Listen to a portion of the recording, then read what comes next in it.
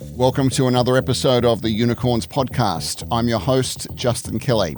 On today's show, we're talking about something most of us use every day but rarely stop to think about it: how organisations find the right information fast in an AI-driven world.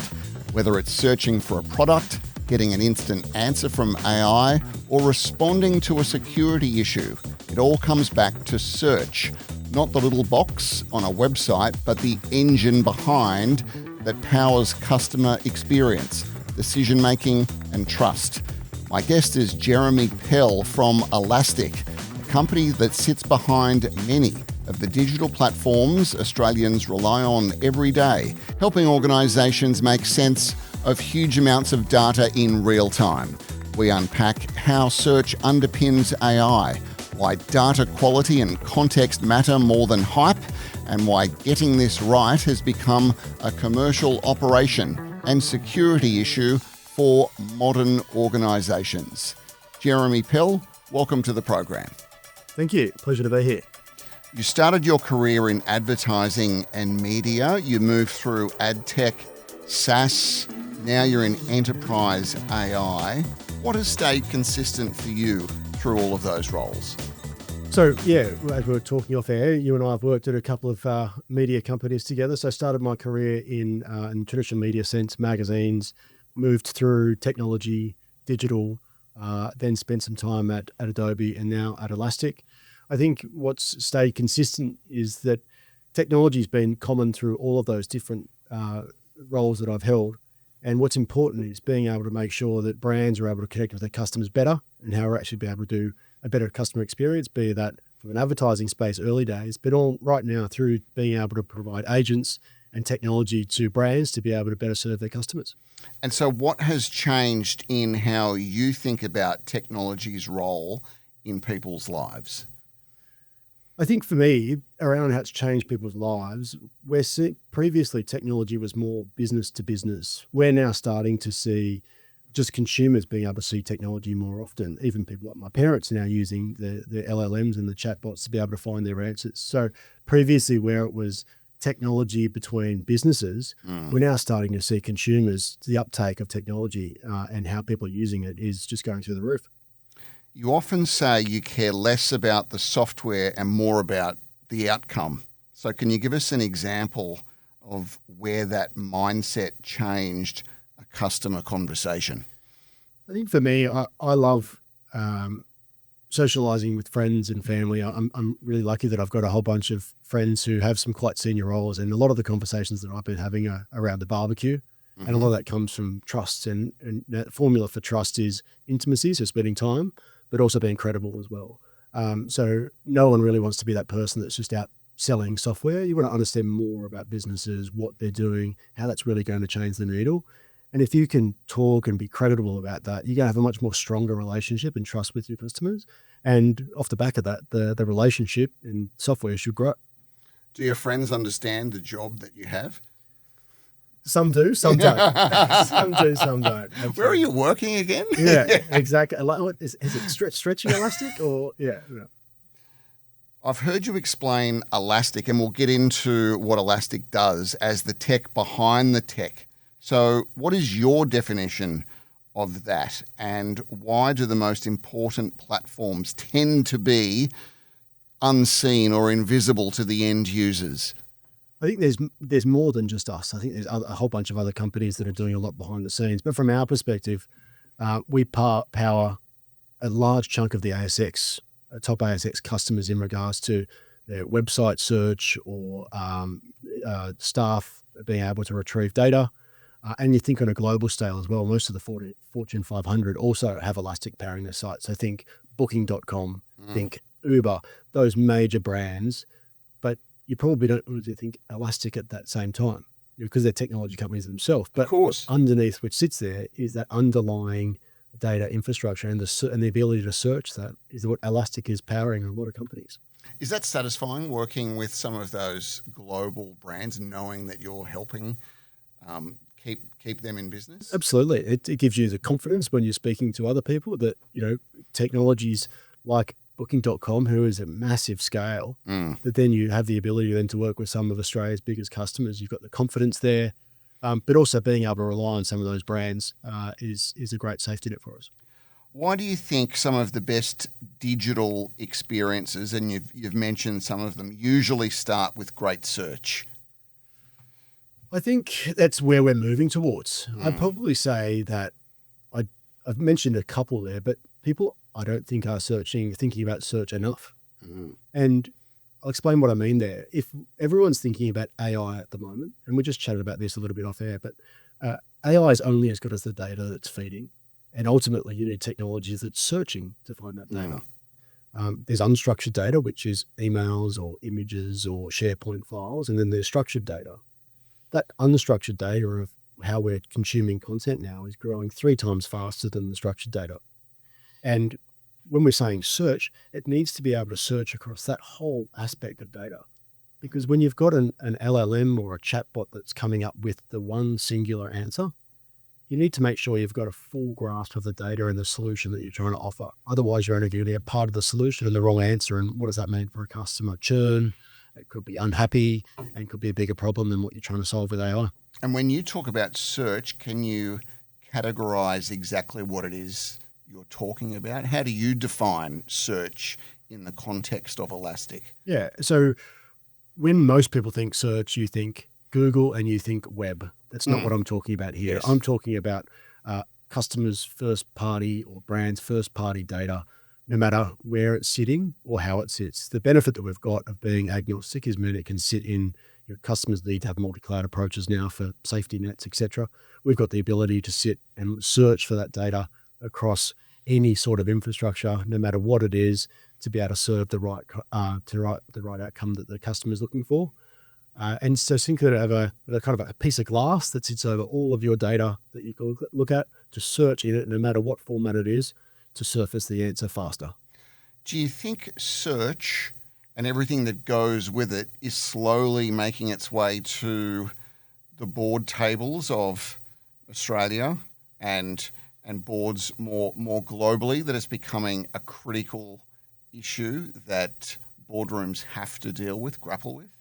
I think they should be. Whether or not they are at the moment, I'm not too sure. You just have to look at how things are changing. When you think about from a consumer brand perspective, most people now are seeing a range of different ways that traffic is hitting their website.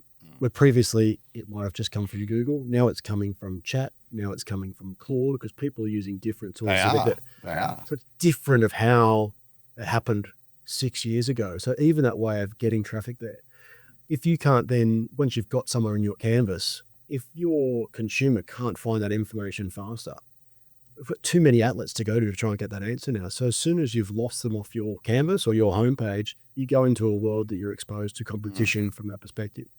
So I think we're going to see the magnifying glass of search being hidden in the top right-hand corner to be much more predominant on homepages. So that homepages it's a dartboard in the middle of the, website. Absolutely. And it could be an iterative chatbot. Just say, I want a pair of those ASIC shoes. Do you? What size? Well, I want them in size 11. I want the blue ones. Great. Bang, it's up. It means that I don't have to go and toggle with bars on the left-hand side. It's found. And it'll get to a point where voice, talk to it, and you'll be able to surface up what you want, which I think is a great customer experience from that perspective. But it does put pressure on brands to be able to deliver that. You're right, because they need to be able to trust those results as well. Correct. Yeah. So from what you see, I want to dig into that a little bit further. How often does poor search directly push customers to competitors, especially, and you've already touched on that, in retail, but also maybe financial services? Yeah, so we've got some research we're working on at the moment, so we'll get some hard numbers coming out soon. But you just have to think about your day-to-day experience at the moment. If you don't find what you want, there's so much option for you to go out and find somewhere else and different ways to get it. It's you no longer, brand loyalty to a degree is out the door because you can find it somewhere else. So people have to make sure that they can surface the products from there so that consumers can purchase them. And would you say that user expectations have changed now that people are used to these very fast AI-driven answers? Definitely. Even if you go a couple of steps back, we've now groomed the chat experience that you get that's now the baseline, the minimal expectation of consumers. Yeah. So if you have a search experience that can't pick up my fat fingers when I type a spelling mistake incorrectly and it says no results, like that, it's not good enough Happens anymore. to me all the time. Exactly. It happens to everyone, right? Or you don't know how to spell a specific brand or a specific cut or something like that. Consumers get fed up with that because in those new worlds where the benchmark has now been moved, those semantic search can now pick up. It has context around it. It can understand what you're thinking, where you're going, even though you spelled it wrong. It's that context engineering that sits behind the search bar to be able to surface up what you want faster, even though you've spelled it wrong. So would you say that's bordering on the new tech arms race, getting search to a point where it is impossible for a consumer to move away because the results are so good? Yeah, where it gets to that point, so you can keep them on because it's going to be harder to keep your customers on your website. So that's going to be the new benchmark. I think that search as the keyword for the last 10 years has laid dormant, and we've seen this massive disruption in the last 24 months off the back of the large language models that are coming in, and I only see that getting bigger and stronger. I want to touch on security briefly. In industries like banking, speed and transparency are everything, especially during a security incident.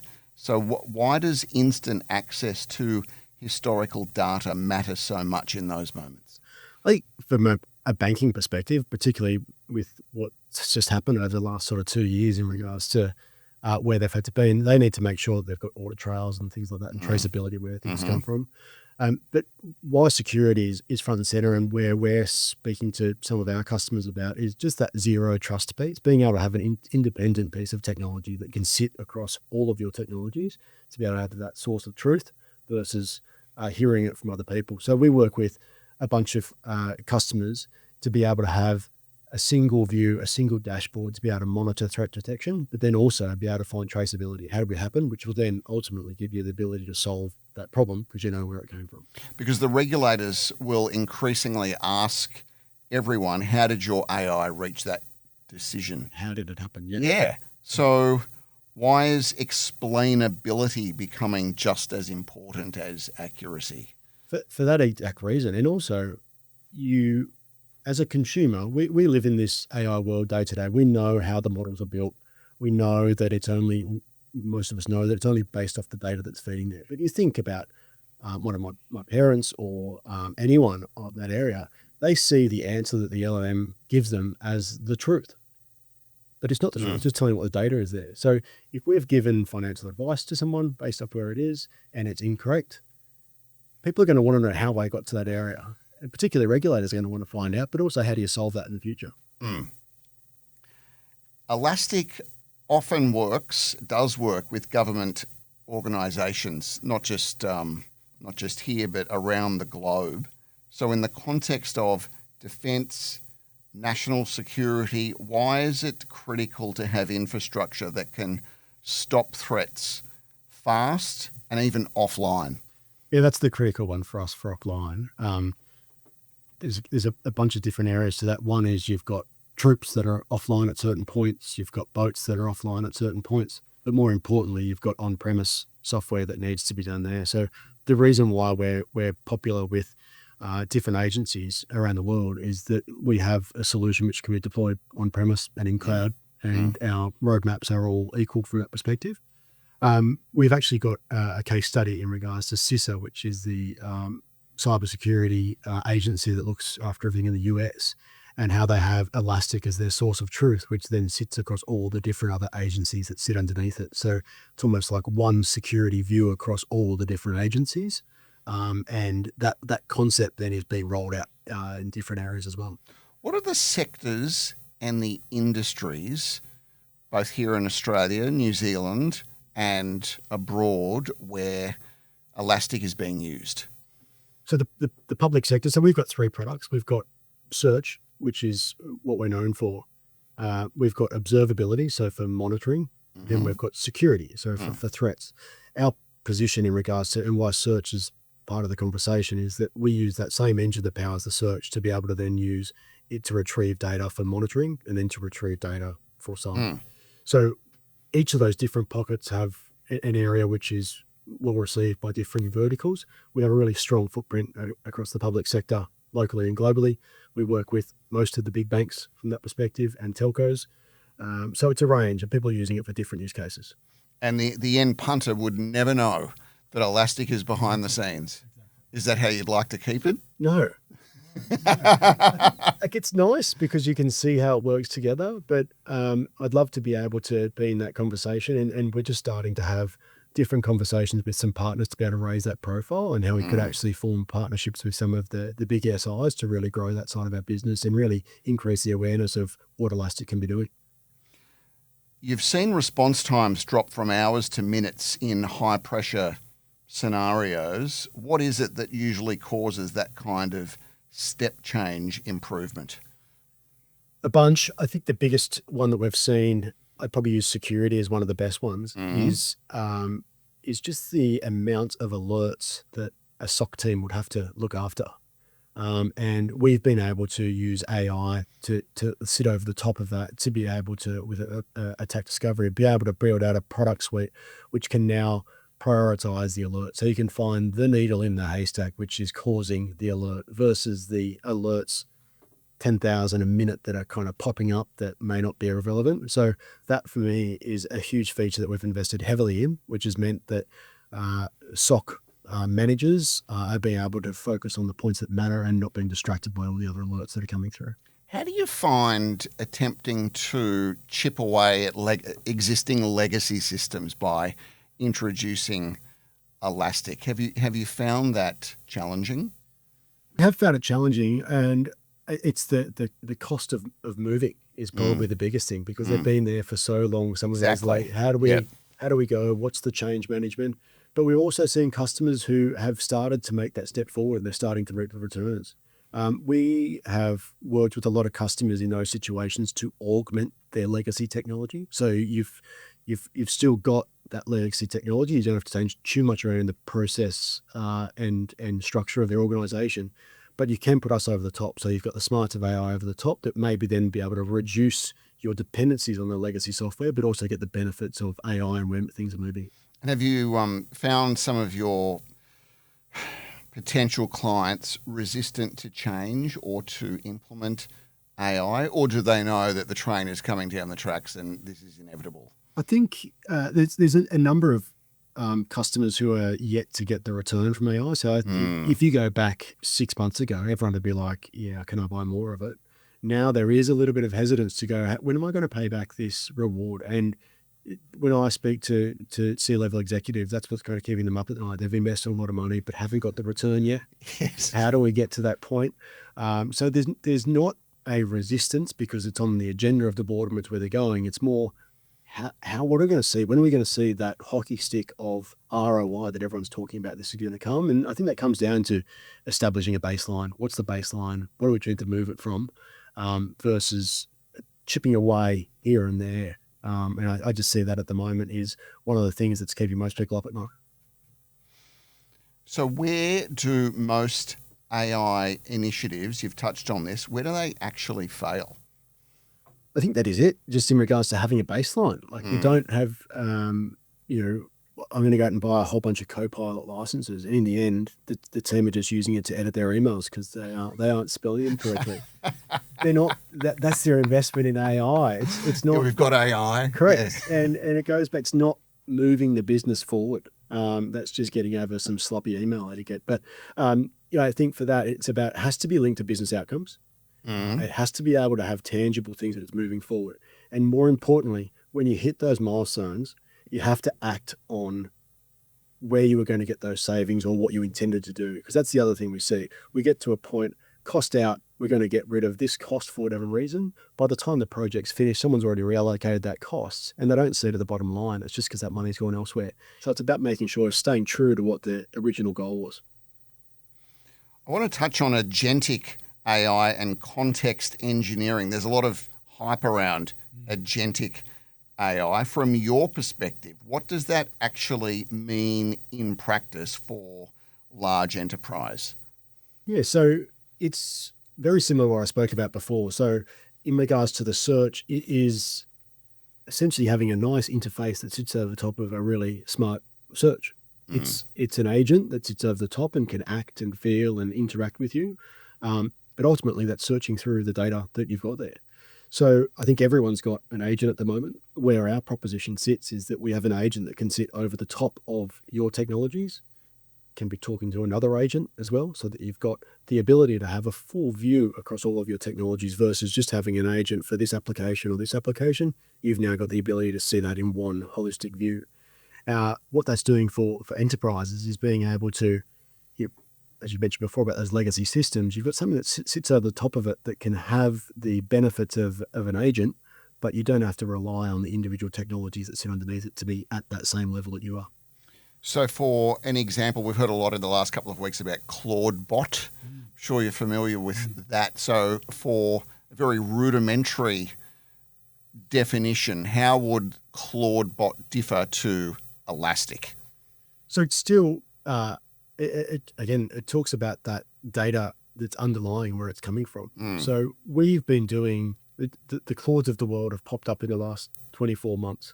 We've been doing the interrogating unstructured data for over 15 years. And that hasn't come overnight. We've had to spend a lot of time building the models, the vector database, all those things that are helping fuel that.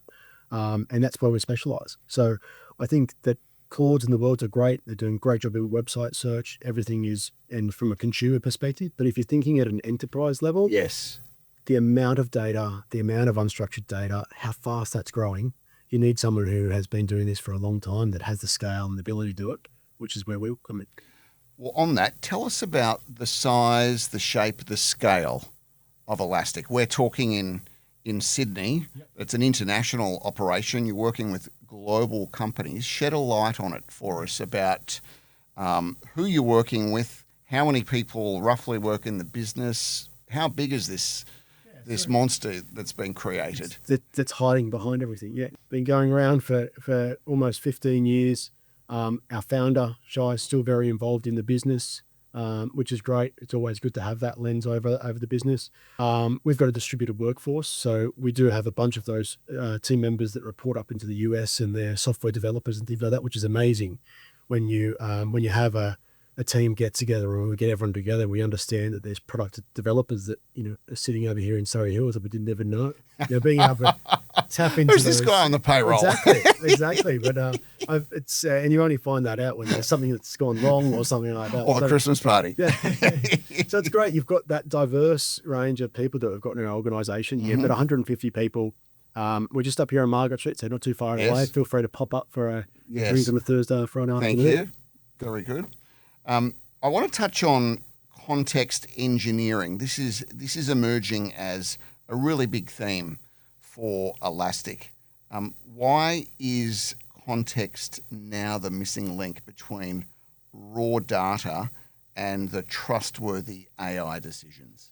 Yeah, so it's that missing link in that it's where search is going to and has been missing. I talked before about spelling mistakes. I talked before about time of day and behaviors and all those sort of things. It's about being able to have more context over the query so that we can find that answer faster.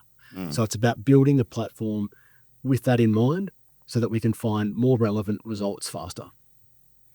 Why is it that we're becoming less patient when we're searching for things? And how can Elastic solve for that? I don't think we're becoming less patient for search. I think we're becoming less patient in general, aren't we? I think sitting waiting for a coffee down there. Come on, hurry up. No. Yeah. Everything has to happen immediately. Away. Exactly. And from a search area, I think because we're looking for something, we're looking for where it is. I know my behaviour shifted on a web search perspective. If I was to go into Google and type in, I want to go on a holiday somewhere, or let's be more specific, I want to go on a holiday to this Greek island. It'll come up with a whole bunch of links, and I'm like, just tell me what I want, And I love now that Gemini gives you that explanation at the top of it. But at what point is that keyword search underneath it going to disappear? Because we as consumers want that answer faster. And I also think that's the same for where we are from a consumer's perspective. We're time poor. I want that pair of shoes. I want to know what size, if it's in my size, where it's at. I don't want to keep shopping around. So I don't think it's just in regards to search. I think it's more in general that we're getting impatient and we want the answer, and we've got so many options to go and get it from somewhere else if I can't get it. And we can search in multiple ways. It's not, the computer is at home or the computer's on the desktop in the office. Yeah. It's on your mobile. It's on your iPad. Yeah. It's immediate. Yeah. And even just with you look at my kids, whenever I ask them something now, they straight into voice search. I'm not there yet. I'm not using voice search. I'm still doing text search. But if I ask them about something, like my son loves surfing. He says, I'm going to go surfing this afternoon. I'm like, but I don't know about the shark situation. He'll say, oh yeah, are there any shark alarms in the Northern Beach at the moment? So it's just changing the way things are going, and that's that generation. So it's only going to change as that generation becomes a bit more of the target audience for brands. That's when it's really going to change. Security and observability teams are quote unquote drowning in alerts. So how does AI help teams see less noise and more signals without increasing risk? Yeah, and that's, I think, where we touched on a little bit before, but that traceability is being able to understand how that happened gives you the ability to understand if it's actually an important alert.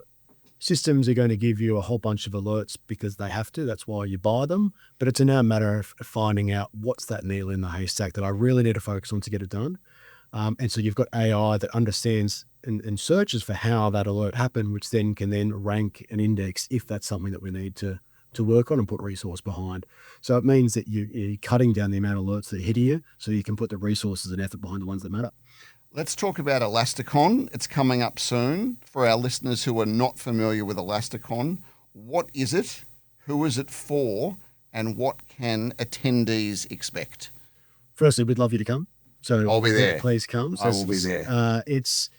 Elasticon is our flagship event. It goes around the world. It's where we talk about what's coming up from a roadmap and technology perspective. We've got our key executives flying out. So if anyone wants to find out more about what we actually do, our head of product is out to give you roadmaps and also to deliver the keynote. So that's on the Thursday. On the Tuesday of that week also, we're also doing an executive lunch with Tracy Spicer, who's really involved in Tracy. Yes. So she's keynoting that for us, which is amazing. So if anyone is keen to come to either of those events, it's happening in the week of the 2nd of March and just down here at the W in Sydney. And so what can leaders expect from the sessions? They turn up. How can they get the most out of attending Elasticon? Like most conferences, there's obviously us presenting in regards to what we're doing. But I usually find in these scenarios, get the most out of the panels and the customers that are speaking on stage. Spark Telco in New Zealand, they're coming over. They've got a really great story in search and where they're headed. We've got Woolworths on stage there, a bunch of other customers who we work with. But more importantly, you're going to have 500 to 600, depending on where we land in regards to numbers, other people who have been on this journey previously. Being able to understand, I did this, don't do this, I did that, and network around, understand what's going on. There's going to be a bunch of leading brands there around the world, and it's an opportunity to grow your network and understand what you could be doing better or what not to do. And what is the value in your mind of the Elasticon community and being able to network there with like-minded people? Yeah, that's a big part of our DNA is being open source and having the community that builds our product. So, the benefit of that is that people are very open with how they've coded products and how they use their products because it is an open community. So by engaging with that community, you get kind of a sneak behind the curtain of what people are doing versus something being hidden. So that's a great way. And actual fact, to tell us the truth, that's our security product was actually built from our community, because someone had built it, started using it for security, and then it became a product from our perspective. So there's a huge opportunity to learn from that community, but also leverage what they've already done. Final question for you. Now, I've left this to the end deliberately. Normally, I would ask this at the start, but I wanted to warm you up. Okay. So, what is Elastic? What is it that you do? And what makes you special?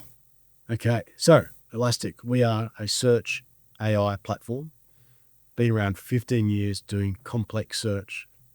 That same DNA or same proposition of retrieving data faster, more relevant at scale, has then expanded into observability for monitoring and security for threat protection. So 3 pillars there, and we sit in one underlying platform that brings all of that together, a common architecture, so that all those products talk together and we have one conversation with the customer.